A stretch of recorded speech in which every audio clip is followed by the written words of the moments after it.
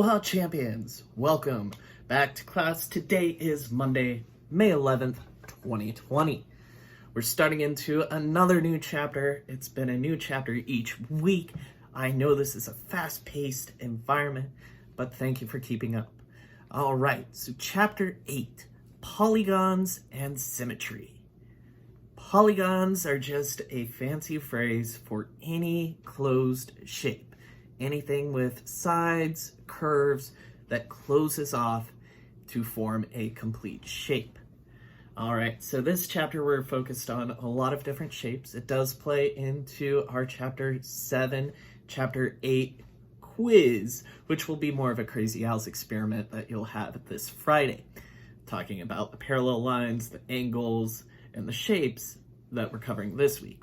So, with that being said, let's dive into 8.1, classifying triangles.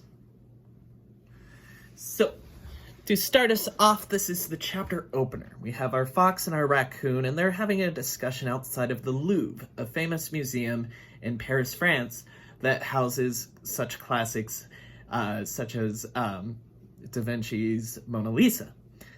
And they're asking about all the different triangles and squares that make up this building.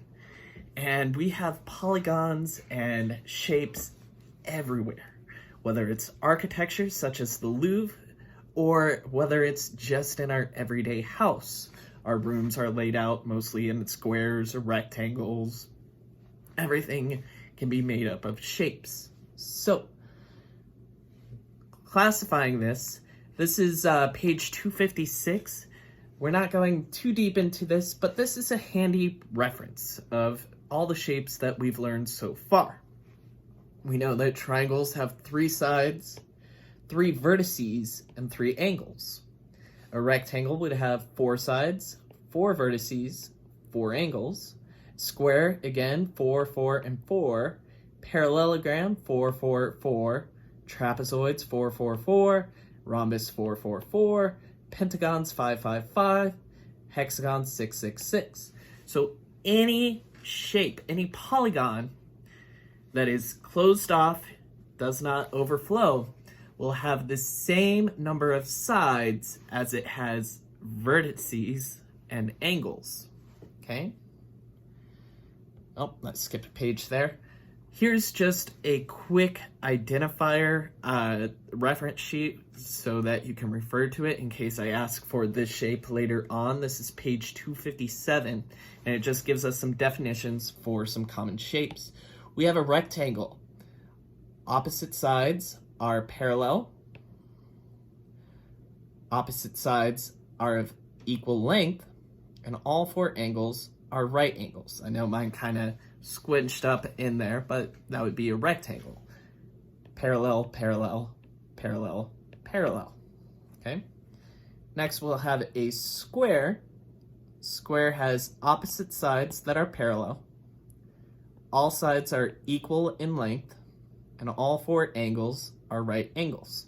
So the only difference between a square and a rectangle is the length of the sides. Rectangles, you can have different lengths up top than on the sides. Square, all 4 sides have to be equal.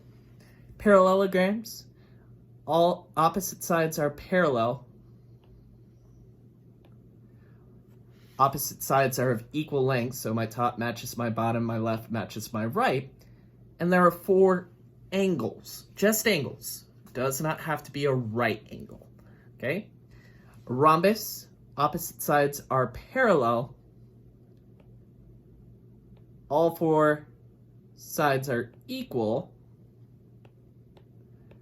and it has 4 angles. So think of a parallelogram as a scrunched rectangle, tilted sideways, and a rhombus as a scrunched square, tilted kind of sideways. Lastly, you have a trapezoid that only has 1 pair of parallel sides, so this will be my top and bottom. But my sides, they kind of come in at a point, kind of like the sides of a triangle, and if they were to keep going past the shape, they'd collide and would no longer be parallel. Okay? So just quick identifier of quadrilaterals. You covered this before, just a quick refresher. So with that being said, let's dive into today's chapter. This is page 259 in our Math and Focus workbooks. Today we are classifying triangles. And our learning objective for today is that we're going to classify triangles by their angle measurements, whether they're a right triangle, an acute triangle, or an obtuse triangle, okay? Skip over that one. All right, so in our engage, we have triangles A, B, and C. What do we know about these triangles? Do any of them have right angles? Well, by looking at A, I don't see a single right angle in there. I just see three sides coming in. B, if I lined up a piece of paper, my right angle would be about there. So B is too big to be a right angle.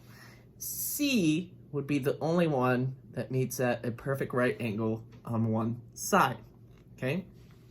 So, we're gonna go into our learn section. The first triangle we have here is PQR. PQR,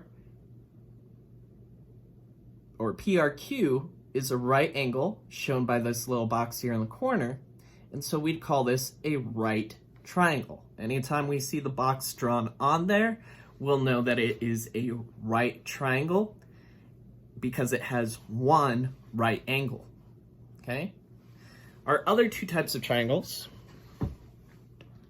we have triangle STU, S-T-U, and the measurement at angle UST is greater than 90 degrees. So triangle STU would be an obtuse triangle because this angle is greater than 90 degrees. It has one obtuse angle, so it would be an obtuse triangle. Number 3, triangle XYZ measures all the angles are less than 90 degrees. All angles are less than 90 degrees. They're small, they're tiny, they're cute, they're acute. So we'll call this an acute triangle because it has 3 acute angles. To be a right triangle has one right angle. To be a obtuse triangle has one obtuse angle. To be an acute has all 3 angles are acute. Okay? So, this first page is asking us to identify shapes A through H. How many of them are right triangles?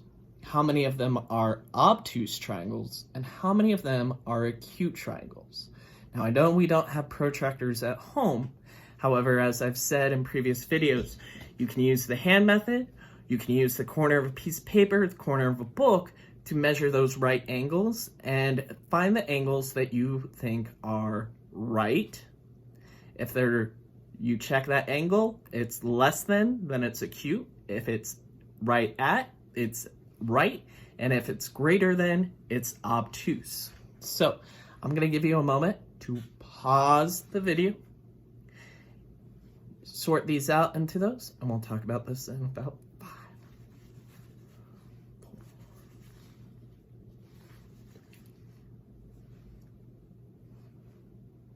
All right, so you've had a chance to sort out triangles A through H into whether they're right triangles, obtuse triangles, or acute triangles.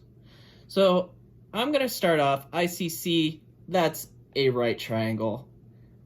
I have D with that right angle there, and G as right angles, okay? Now, my acute, A, I see that they're all pointing inwards like this. 1, 2, 3. Those are all less than 90 degrees. So A would be acute triangle.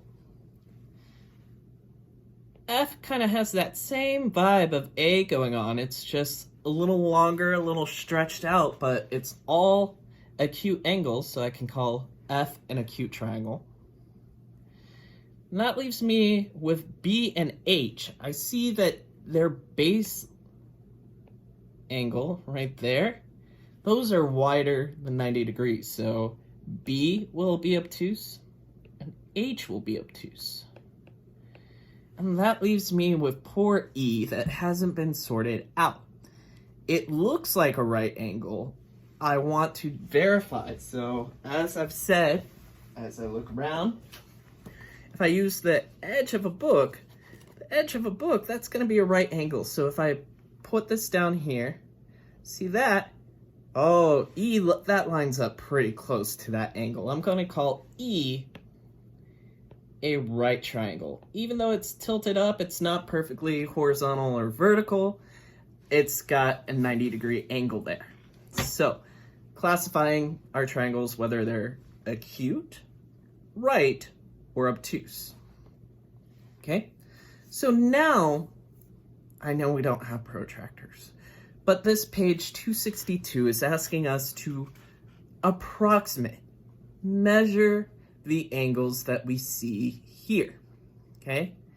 So, use the hand method. Try your best to do this, and in about 5 seconds after you've paused this video, giving it a try, Mr. Chambers will walk you through how he does this without a protractor.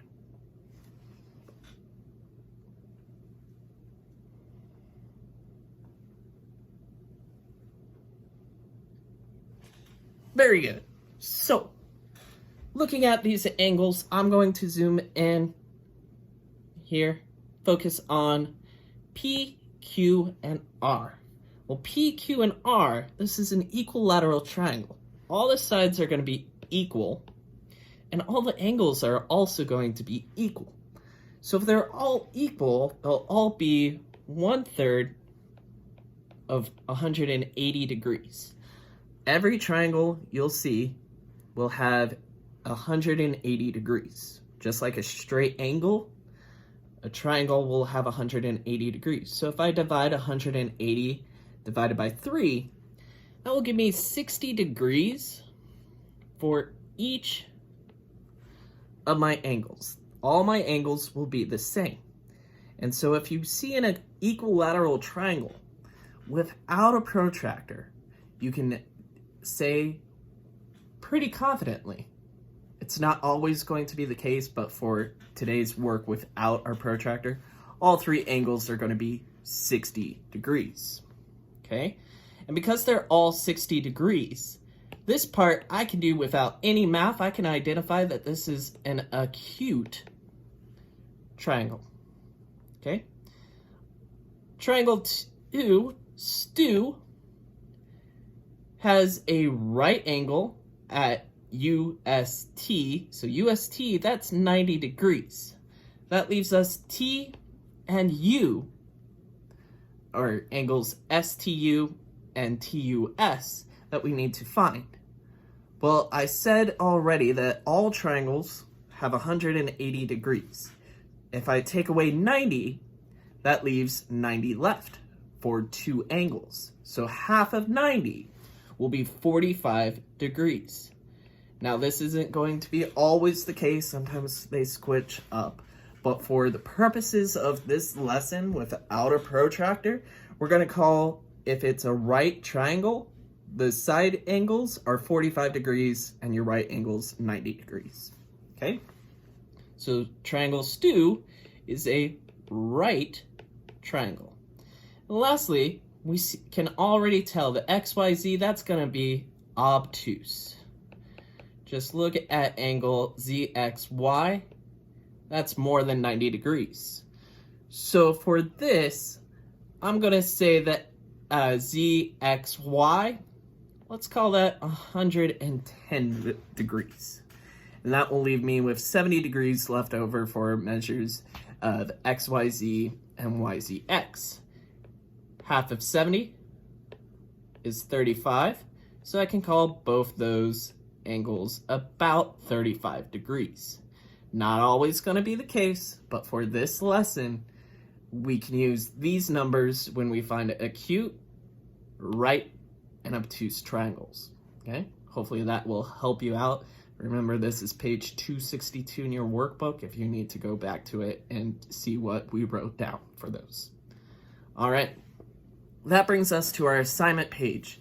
You have 2 pages for today, page 263 and 264. First one is just a series of triangles, and you need to identify whether it is a right triangle, an obtuse triangle, or an acute triangle. And for each of these, we can just say that the lowest letter is the letter you can refer that to. So you don't have to write out the full A, B, C, D, E, F. Just name it off the lowest letter that you have. Okay, so triangle A, triangle D, triangle G, J, and P. You can measure those and tell whether they are right, obtuse, or acute. And then for page 262, you have 2 groups, and you need to identify which triangle doesn't belong and why. Why does that triangle not belong? Why is it not like the others? And that will wrap up today's lesson. Thank you for tuning in. Stay awesome, and I'll talk to you later.